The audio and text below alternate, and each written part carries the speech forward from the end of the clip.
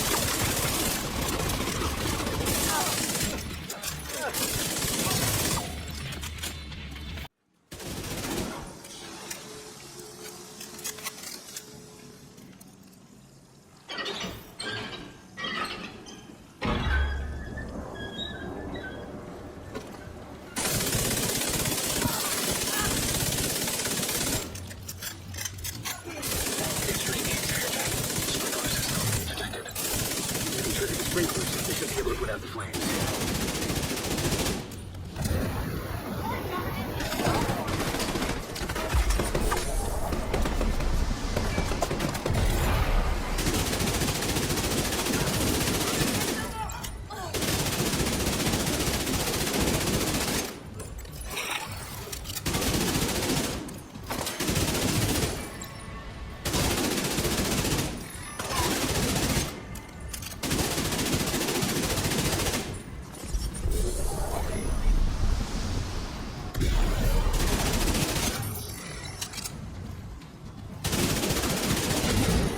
We gotta put out the flames. Soon the fire has fireplace here.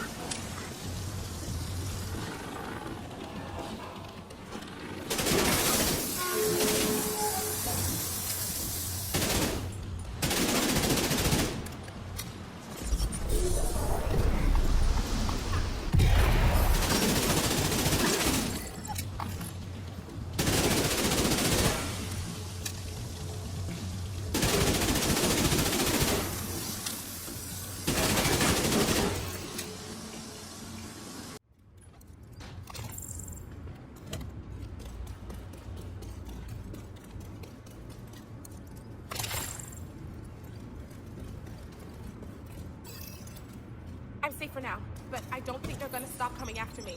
I don't know what I did to make them so mad.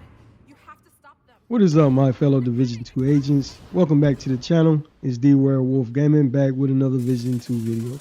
Alright, I hope everyone has been doing well and staying safe. Today, guys, got a really fun build to showcase, guys. This build is amazing, given the fact that you can dish out a lot of damage. Now, I'm not going to sugarcoat anything. I don't have a lot of armor on, guys, but you will see when we go over. This build still does have pretty good survivability. It's really fun to use, guys.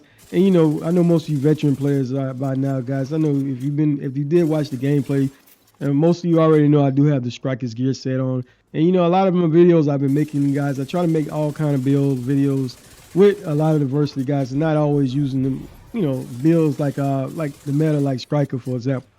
So whenever so that has been the goal and always been the goal whenever I try to make different builds. But this build today, guys, I decided it was time to put on Striker's gear. I haven't really used it in a while.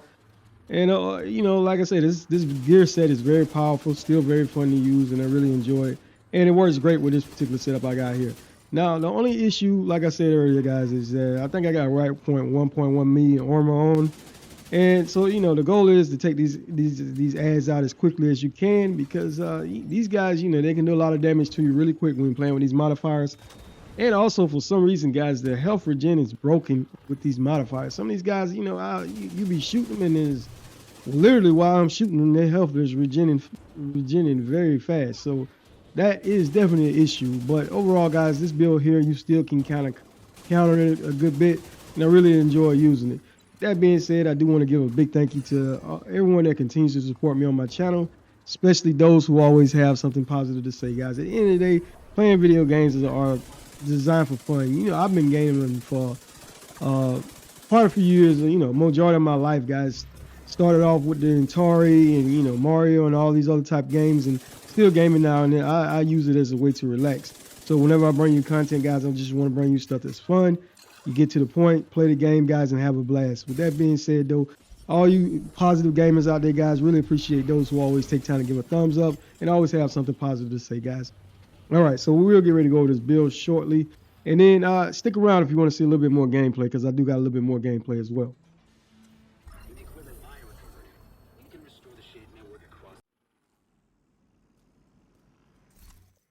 All right, guys, so for this particular build, I decided to finally pull out the KingBreaker assault rifle. I haven't used this gun in a while, but basically the text reads, "The limits of tyrants are prescribed by the endurance of those who they oppress." Frederick Douglass. Total core stats damage 173.38k, 690 RPM with 45 in the mag, with headshot damage of 75%. I do got a weapon expertise of 18% with 15% assault rifle damage, 21% health damage, and 10% damage to target out of cover. All right, the talent on this weapon is what really makes it stand out. It's called Perfect Flatline. This basically amplifies weapon damage by 20% to enemies that are pulsed. After every 3 kills, guys, you automatically will apply a pulse to the next enemy that you hit. The mods I currently have on a 5% critical hit chance plus 15 additional rounds with rest critical hit chance mods. All right, so I did go with the Blue Scream exotic LMG as well. Just great, guys. The text read cause of death, user error. Total base core stat damage is 162.14k, RPM 810 with 200 in the mag with 85% headshot damage. They have a weapon expertise of 20%. Weapon damage, guys, with core attributes being 15% LMG damage, 12% damage to target out of cover, and 6% damage to armor. Now, guys, keep in mind I did have stacks with the minimum on, so some of this damage is coming from that. The talent on this particular exotic LMG is called a Disruptor Rounds. Shooting an enemy marks that enemy and adds a stack to the agent up to a count of 50. Shooting a marked enemy refreshes the mark and adds stacks to the agent. When you deploy a non-shield skill, you remove all stacks on the agent and all marked targets trigger an effect. From 1 to 10 stacks, guys, you pulse marked targets for 5 seconds. From 11 to 25 stacks, you pulse and disrupt marked targets for 5 seconds. From 26 to 49, you pulse, disrupt, and disorient marked targets for 5 seconds. 50 stacks, when you get 50 stacks, guys, you basically pulse, disrupt, and disorient marked targets and all hostiles within 10 meters of the marked target for 5 seconds. This effect will trigger immediately if a marked enemy is killed. So overall, guys, this gun is continuously pulsing enemies. If you're paying attention to the build, guys, what I'm doing basically is I got pulse on the KingBreaker and pulse on the Blue Scream exotic LMG. Now, your handgun didn't really matter. I just had the harvest equipped, guys. But yeah, as you see in the gameplay, I don't really use my pistol too much. Now, like I said earlier, I am using the 4-piece striker set. 2 pieces gives you 15% weapon handling. 3 pieces gives you 15% increased rate of fire. And 4 pieces gives you the striker's gamble. Weapon hits increase total weapon damage by 0.65%, stacking up to 100 times. 1 stack is lost per second between 0 and 50 stacks, and 2 stacks are lost per second between 50 and 100. So basically, guys, the goal is just to keep firing. I did got an armor core of 170k with critical hit chance and a critical hit damage attribute. All right, for the chest piece, guys, I did go with a group of somber chest piece for the 13% critical hit damage, and I did have a weapon damage core attribute on it with the attributes being all critical hit chance or critical hit damage. The talent on this chest piece I did go with, guys, is ability rate, guys, and basically critical hits increase total weapon damage by 1% for 10 seconds. This stacks up to 20 times, guys. Just get a 20% increase in additional weapon damage whenever you're hitting those critical hits. All right, and I did go with the Striker's Host as well, and a weapon damage core of 15% with 12% critical hit damage. All right, and again, I did go with the 15% weapon damage core with another critical hit damage. Now, I am going to change that to critical hit chance, guys. You will see when I go with weapon stats. And for the gloves as well, they have weapon damage with critical hit damage as well. All right, the backpack, guys, this backpack is amazing. They don't really need too much introduction, but overall, you kill an enemy, it drops a trophy. You pick those trophies up, you get bonuses in weapon damage, skill efficiency, and bonus armor as well. Basically, every time you pick up a trophy, guys, you can get a 30% increase in weapon damage, up to 30% increase in skill efficiency, and you get 300 seconds of armor regen. Overall, this backpack is amazing for anybody who's playing this game solo or even in groups, guys, whenever you're getting those kills.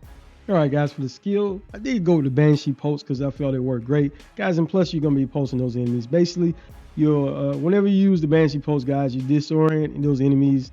And that way, you can get what you need to do whatever damage you need to do to them. I did just use the Striker drone as another distraction, guys. And also, it works great with the modifiers that I'm using on this current setup right here. All right, let's take a look at the weapon stats. I did have right there at 49% critical hit chance, guys. But whenever like I said, I will change out one of those rolls on my gear piece so I can get that up to 55% critical hit chance. And I did have a 118% critical hit damage. And on the blue screen, as you can see, it did drop down to 34% critical hit chance.